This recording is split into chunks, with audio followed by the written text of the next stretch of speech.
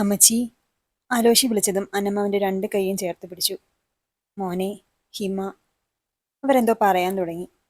അറിഞ്ഞു. സാറ ഇപ്പൊ വിളിച്ചിരുന്നു. അല്ല, നിന്റെ കൈക്കും കാലിനും ഇതെന്ത് പറ്റി? അവനെ ആകെ ഒന്ന് നോക്കിക്കൊണ്ട് അന്നമ്മ ചോദിച്ചു. ഓ, അതൊന്നുമില്ല. ഞാനൊന്ന് വീണതാ. സാരമില്ല അമ്മച്ചി, ഇത് 2 ദിവസം കൊണ്ട് മാറുന്നേ, അലോഷി പറഞ്ഞു. എവിടെ ഹിമ? റൂമിലാണോ? അലോഷി വേഗം സ്റ്റെയർ കയറിക്കൊണ്ട് ചോദിച്ചു. മോനേടാ, നീ ഒന്ന് നിന്നേ. ഹിമ ഇവിടെ ഇല്ല. മോളെ മേലിടത്തേക്ക് കൊണ്ടുപോയി. അത് കേട്ടപ്പോൾ തന്നെ അതുവരെ ഉണ്ടായിരുന്ന അലോഷിയുടെ ഭാവം മാറി. ആര് കൊണ്ടുപോയി? അത് വിശേഷം അറിഞ്ഞ് ശാരദയും മുകുന്ദനും വന്നിരുന്നു. അപ്പോൾ അന്നമ്മ ഒന്ന് നിർത്തി. അവര് വന്നു എന്നുള്ളത് എൻ്റെ വിഷയമല്ല. ആരോട് ചോദിച്ചിട്ടാ അവള് പോയത്? ഞാനൊരുത്തൻ ഇവിടെ ജീവനോടെ ഉണ്ടല്ലോ. അപ്പോൾ എന്നോടൊന്ന് ചോദിക്കാനുള്ള മര്യാദ കാണിക്കണ്ടേ? ഇവിടെ ഉള്ളവരെ പറഞ്ഞാൽ മതി എല്ലാത്തിനും. അലോഷി നല്ല ദേഷ്യത്തിലാണ്. ഡാ, നീ വിചാരിക്കും പോലെയൊന്നും അല്ല. ഈ സമയത്ത് പെൺകുട്ടികൾക്ക് അവരുടെ അമ്മയുടെ കൂടെ നിൽക്കാനൊക്കെ തോന്നും. അതാ മോള് കൂടി പറഞ്ഞപ്പോൾ ഞാൻ സമ്മതിച്ചത്. അവിടെ അവളുടെ അമ്മ മാത്രമല്ല, ആ മുകുന്ദനും ഉണ്ട്. അയാളുടെ സ്വഭാവം ഞാൻ പറഞ്ഞിട്ട് വേണോ അമ്മച്ചി അറിയാൻ? എല്ലാം അറിഞ്ഞു വെച്ചിട്ട് എന്തിനാ വെറുതെ? ദാ, എല്ലാവരോടുമായി ഞാനൊന്ന് പറയാം. എൻ്റെ കുഞ്ഞിനോ ഹിമയ്ക്കോ എന്തെങ്കിലും പറ്റിയാൽ ഇതുവരെ കണ്ട അലോഷി ആയിരിക്കില്ല ഇനി നിങ്ങൾ കാണുന്നത്, ഓർത്തോ?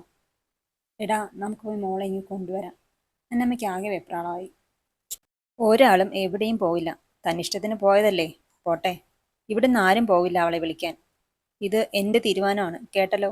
എല്ലാവരോടുമായി പറഞ്ഞ് ആലോചിച്ച് സ്റ്റെയർ കയറി. റൂമിൽ കയറി വാതിലടച്ചു. ടേബിളിലിരുന്ന ഹിമയുടെ ഫോട്ടോ കയ്യിലെടുത്തു. ഞാൻ നിന്റെ ആരാടി? ഒന്നുമല്ലെങ്കിലും ഇതെൻ്റെ കുഞ്ഞല്ലേ. അപ്പോൾ എനിക്കും ഇല്ലേ കൊച്ചേ അവകാശം? നിനക്ക് എന്നെ മടുത്തോടി? അവൻ ഫോട്ടോ നെഞ്ചോട് ചേർത്തു. അപ്പോഴാണ് ടേബിളിൽ ഇരിക്കുന്ന ലെറ്റർ അവൻ കണ്ടത്. വിറയ്ക്കുന്ന കൈകൊണ്ട് അതെടുത്ത് തുറന്നു. അച്ചച്ചാ, എല്ലാം അറിഞ്ഞാണോ എന്ന് എനിക്കറിയാം. ഞാൻ പോകുക. ഇപ്പോൾ ശാരദാമ്മയുടെ കൂടെ 2 ദിവസത്തിനുള്ളിൽ ബാംഗ്ലൂർക്ക്. അച്ചച്ചൻ എന്നെ തിരിഞ്ഞ് വരരുത്. വരില്ലെന്ന് എനിക്കറിയാം. അമ്മച്ചിയെ പറഞ്ഞ് മനസ്സിലാക്കണം. പാവം, എന്നെ ഒരുപാട് സ്നേഹിച്ചതാ. അല്ലെങ്കിലും നമ്മൾ ഒരുപാട് സ്നേഹിക്കുന്നവരാ നമ്മളെ ഒരുപാട് വേദനിപ്പിക്കുന്നത്. എനിക്കത് മനസ്സിലാവും. എനിക്കൊരു പരാതിയും പരിഭവവും ഒന്നുമില്ല. നമ്മുടെ ഇടയിലുണ്ടായ എല്ലാ പ്രശ്നത്തിനും ഒരു പരിധിവരെ ഞാനാണ് കാരണക്കാരി. അച്ഛനെ ഒന്ന് ചൂട് പിടിപ്പിക്കാനാ ഇടിയെപ്പറ്റി ഓരോന്നൊക്കെ പറഞ്ഞത്. പക്ഷേ അതൊക്കെ കേട്ട് എത്രമാത്രം ആ മനസ്സ് വേദനിച്ചിട്ടുണ്ടാവും എന്ന് ഇപ്പോൾ എനിക്ക് മനസ്സിലാവുന്നുണ്ട്. അച്ഛനെ മരണപ്പം കണ്ട ഓരോ നിമിഷവും ഞാൻ ഉരുകിയതാ. എനിക്കിത് ഇപ്പോൾ ശീലമായിട്ടുണ്ട്. എന്നാലും എനിക്ക് ചായനോട് വെറുപ്പൊന്നുമില്ല. അതിനൊന്നും എനിക്കാവില്ല. മരണമൊത്ത് സുഖമായി ജീവിക്കണം. എന്നെക്കുറിച്ച് ഓർത്ത് വിഷമിക്കണ്ട. കിട്ടാവുന്നതിൽ വെച്ച് ഏറ്റവും വലിയ സന്തോഷമായിട്ടല്ലേ ഞാൻ പോകുന്നത്. ഞാനും എൻ്റെ കുഞ്ഞും ഒരിക്കലും ഇച്ചായനോട് ശല്യമായി വരില്ല. വായിച്ചു കഴിഞ്ഞ് കുറച്ചു നേരം അലൂഷ അങ്ങനെ തന്നെ ഇരുന്നു. അപ്പോഴാണ് ശാരദാമ്മയുടെ കോള് വന്നത്. 2 വട്ടം കട്ട് ചെയ്തു. പിന്നെയും റിങ് ചെയ്തപ്പോൾ ഒരു ഡൗട്ട്, ഇനി ഹിമയ്ക്ക് എന്തെങ്കിലും വയ്യായികയോ മറ്റോ. അല്ലെങ്കിൽ ശാരദാമ്മ ഇങ്ങനെ വിളിക്കില്ല. ഇവിടുത്തെ പ്രശ്നമൊന്നും ഹിമ ഏതായാലും പറയില്ല. അലോഷി വേഗം ഫോൺ എടുത്തു. ആ, ശാരദാമ്മേ, അലോഷിയാ. മോനെ, ഹിമ ഇവിടെ തറവാട്ടുണ്ട്. ഞാൻ ഇങ്ങ് കൊണ്ടുപോന്നു. ഞങ്ങൾ വന്നപ്പോൾ കൂടെ കൂട്ടിയതാ. അതിനിപ്പോൾ എന്താ? എവിടെ ആയാലും അവൾ സന്തോഷിച്ചിട്ട് ഇരുന്നാൽ മതി. അവളെ നോക്കിക്കോണേ. എന്തെങ്കിലും കഴിക്കാൻ വലിയ മടിയാ. മോനെ അലോഷി, ഞാൻ പറയുന്നത് ശ്രദ്ധിച്ച് കേൾക്കണം. ശാരദാമ്മ പറഞ്ഞതൊക്കെ അലോഷി മൂളി കേട്ടു. മോനെ, നിനക്ക് നിന്റെ കുഞ്ഞിനെ വേണമെങ്കിൽ എത്രയും വേഗം എന്തെങ്കിലും ചെയ്തേ പറ്റൂ. അമ്മ സമാധാനമായിരിക്കെ. ഞാൻ ജീവനോടെ ഇരിക്കുമ്പോൾ എൻ്റെ കെട്ടിയോൾക്കും കുഞ്ഞിനും മേലെ ഒരു തുള്ളി മണ്ണ് വാരിയിടാൻ ഞാൻ ആരെയും സമ്മതിക്കില്ല. അമ്മ ധൈര്യമായിട്ടിരിക്കെ. അലോഷി ഫോൺ കട്ട് ചെയ്തു. കുറച്ചു നേരം അങ്ങനെ തന്നെ കട്ടിലിലേക്കിരുന്നു. പെട്ടെന്ന് എന്തോ ഓർത്ത പോലെ എഴുന്നേറ്റ് അവിടെ മാകി പരതാൻ തുടങ്ങി. ഒരുപാട് നേരത്തെ തിരച്ചിലിന് ശേഷം അവൻ്റെ കണ്ണുകൾ എന്തിലോ ഉടക്കി നിന്നു. ഫയലിനിടയിൽ നിന്ന് അവനൊരു കവർ വലിച്ചെടുത്ത് തുറന്നു നോക്കി. അലോഷിയും മെറിനെ നിൽക്കുന്ന ഫോട്ടോസ്. മുമ്പൊരിക്കൽ എടി ഹിമിക്ക് കൊടുത്ത അതേ ഫോട്ടോസ്. എൻ്റെ എല്ലാ ചോദ്യത്തിനുമുള്ള ഉത്തരം അലോഷിക്ക് അതിൽ നിന്ന് തന്നെ കിട്ടി. എടാ പന്ന മോനെ എടി, നിനക്ക് ഞാൻ ഒരിക്കൽ വാങ്ങി തന്നതാ. പക്ഷേ നീ കേട്ടില്ല. സാരമില്ല, തരാനുള്ളത് അന്നേ ഞാൻ തന്നിരുന്നെങ്കിൽ നീ ഈ ചെറ്റത്തരം കാണിക്കില്ലായിരുന്നു. എൻ്റെ കൊച്ചിനെ കരുതിയാ ഞാൻ ഒന്നും മിണ്ടാതിരുന്നത്. അപ്പോൾ അവൻ ആ ഫോട്ടോസ് കയ്യിൽ വെച്ച് ഞെരിച്ചു. പെട്ടെന്നാണ് ആരുടെയോ കാൽപെരുമാറ്റം കേട്ടത്.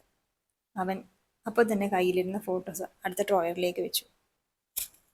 പ്രതീക്ഷിച്ചതുപോലെ അലക്സ് ആണ്. അലോഷിയുടെ മുഖം കണ്ടപ്പോൾ തന്നെ കാര്യങ്ങൾ അത്ര പന്തിയല്ലെന്ന് അവന് മനസ്സിലായി. അലോഷിക്ക് അടുത്തായി വന്നിരുന്ന് അവൻ്റെ തോളിൽ കൈവച്ചു. ഹിമ പോയ വിഷമമാണോടാ? നീ പോയി വിളിച്ചാൽ അവളിങ്ങ് വരും. നീ ഒന്ന് സംസാരിച്ചാൽ തീരാവുന്നതല്ലേ ഉള്ളൂ. പോയി വിളിക്ക്, അലക്സ് പറഞ്ഞു. അലോഷി അലക്സിന്റെ മുഖത്തേക്ക് തറപ്പിച്ചു നോക്കി.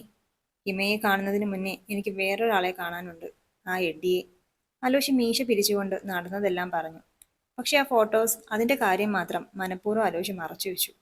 എന്തായാലും നീ ഒറ്റയ്ക്ക് പോവണ്ട, ഞാനും കൂടി വരാം. അടുത്ത ക്രിസ്മസിന് ആ പന്ന മോനിന് കണ്ണു തുറക്കാവൂ.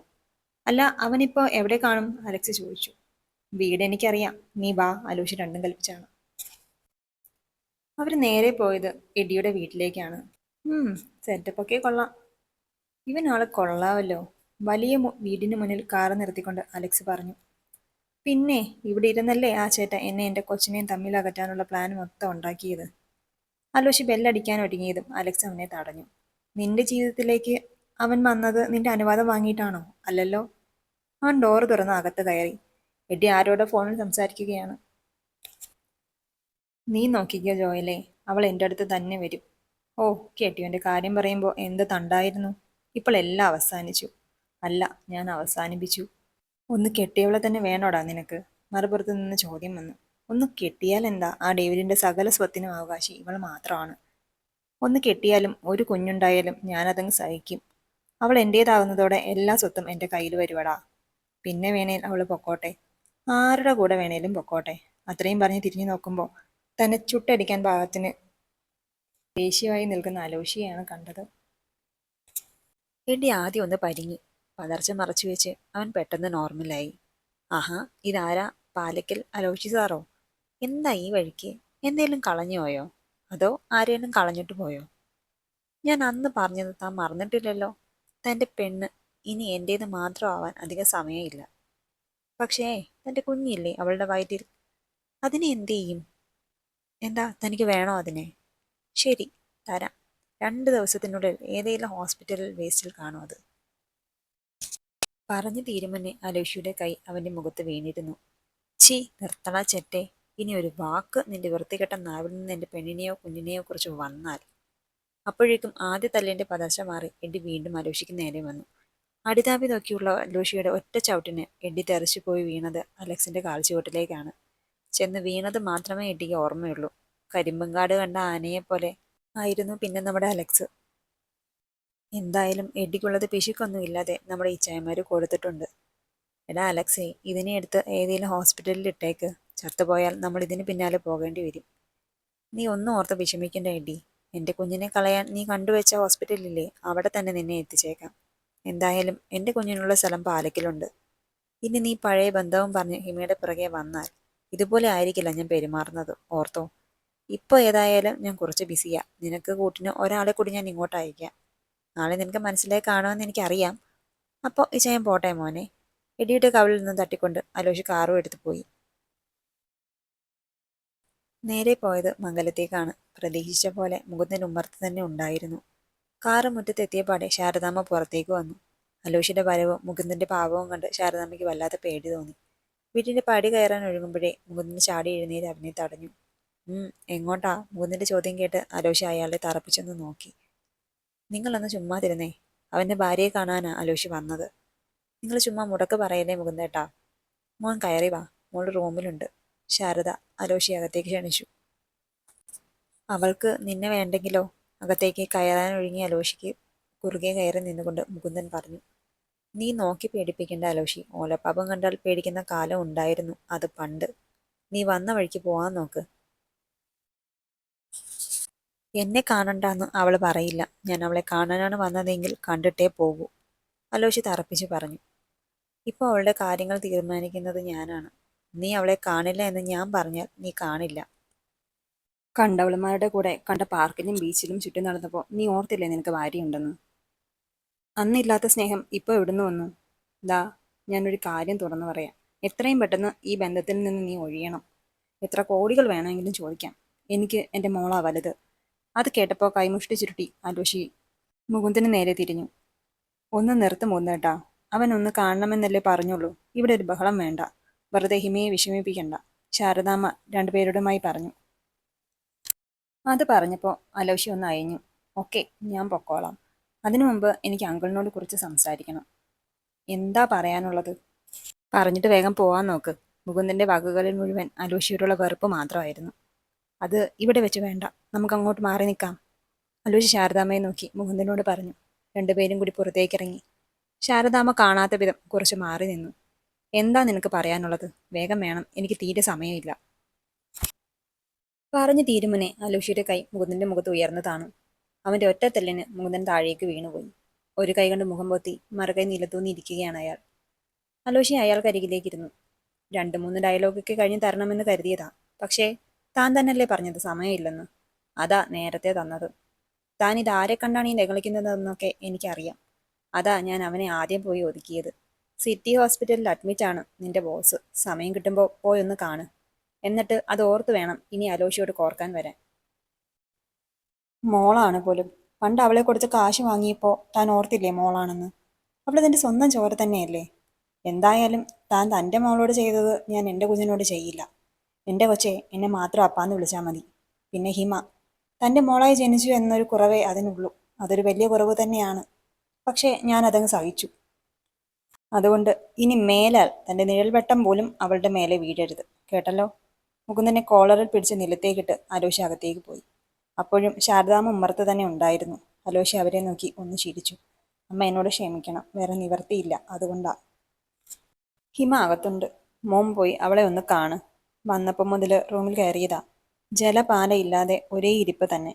ശാരദാമ്മ അലോഷിയുടെ കയ്യിൽ പിടിച്ചുകൊണ്ട് പറഞ്ഞു. അലോഷി വേഗം ഹിമയുടെ റൂമിലേക്ക് നടന്നു. റൂമിൽ കയറുമ്പോഴേ കണ്ടു കട്ടിലിൽ ഹെഡ് റെസ്റ്റിൽ ചാരി കണ്ണടച്ചിരിക്കുന്ന ഹിമയെ.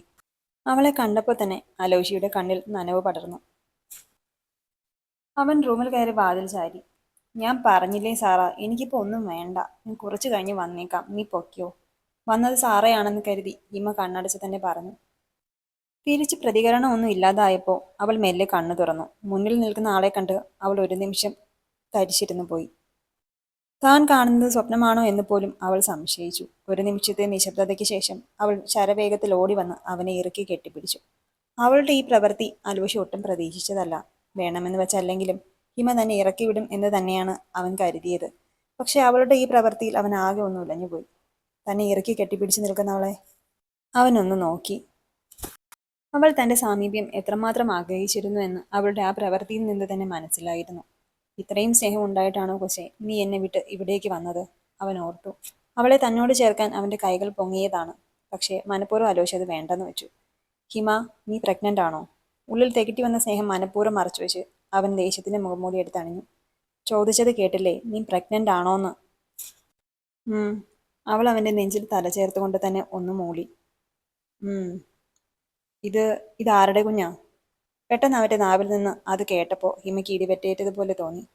അവൾ വേഗം അവനിൽ നിന്ന് അകന്ന് 2 സ്റ്റെപ്പ് പുറകോട്ട് മാറി. ഞാൻ ചോദിച്ചത് നീ കേട്ടില്ലേ? ഈ കുഞ്ഞിന്റെ അച്ഛൻ ആരാണെന്ന്?